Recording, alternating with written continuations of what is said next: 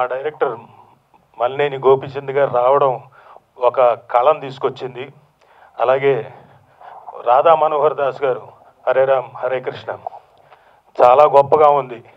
నిజంగా నేను మామూలుగా ఈ ఫంక్షను ఏదో ఏం చేస్తాడులే అయినా రాజశేఖర్ గారు కష్టాలు పడ్డాడు, ఇక్కడ కూడా కష్టాలతో ఏమైనా కుంటిగా ఏమైనా చేస్తాడేమో అనుకున్నా. కాదు, చూడండి వేదిక ఎంత కలర్ఫుల్గా ఉందో.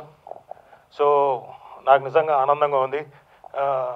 ఇందాక ట్రైలర్లో భరణి గారితో ఒక డైలాగ్ ఉంటుంది ఆయన వాయిస్తో. ఎవరికైతే దమ్ము ధైర్యం ఉంటుందో వాడికి హద్దు లేదురా అని.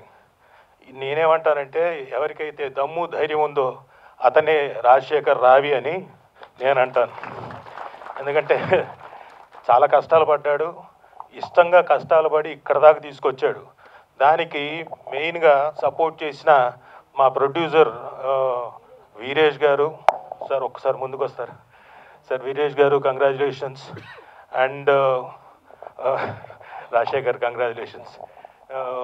సో వీరేష్ గారు, అలాగే మనోహర్ రావి గారు ఇంకో ప్రొడ్యూసరు, వీళ్ళందరూ వెనక నుంచి సపోర్ట్ ఇచ్చారు.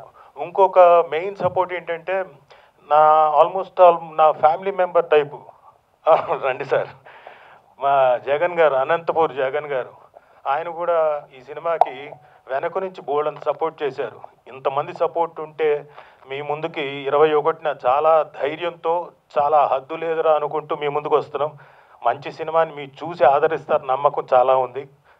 అలాగే ఇందాక చెప్పడం మర్చిపోయాను, కలర్ఫుల్గా ఉంది. ఆవిడ చెప్తూ ఉండింది స్టేజ్ కలర్ఫుల్గా లేదని.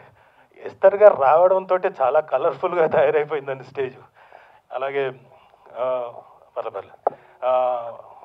అంటే గురుతుల్యులు భరణి గారికి నమస్కారం.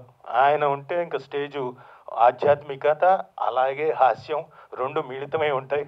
సో వాళ్ళు మాట్లాడేప్పుడు ఏముంటుందో చూద్దాం.